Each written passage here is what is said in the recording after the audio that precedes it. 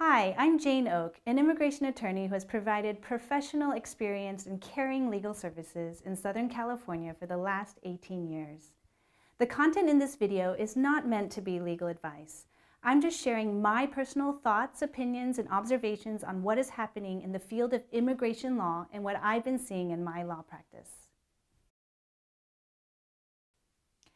In this video, I'd like to discuss the pushback that we've been receiving from USCIS, especially regarding H-1B visas. In recent months, USCIS has been issuing a record number of requests for evidence known as RFEs. The number of H-1B RFEs issued between January and August 2017 was a 45% increase over the number of RFEs issued between January and August 2016. That's a huge number. And we're expecting more RFEs this year. It feels like USCIS is challenging us on everything. We recently received an H-1B RFE asking us to show how an accountant was a specialty occupation.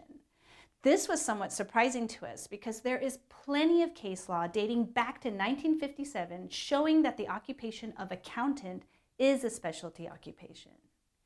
It just feels like USCIS is challenging us to make sure we know what we're talking about. H-1B petitions that would have been approved without an RFE 2 to 3 years ago are now receiving long RFEs. This is why you want to have an experienced immigration attorney like my team working on your case.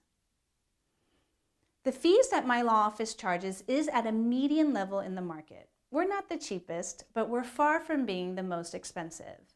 But because we're not the cheapest, we've seen people go to other law firms, often less experienced than we, simply to pay the lower fee.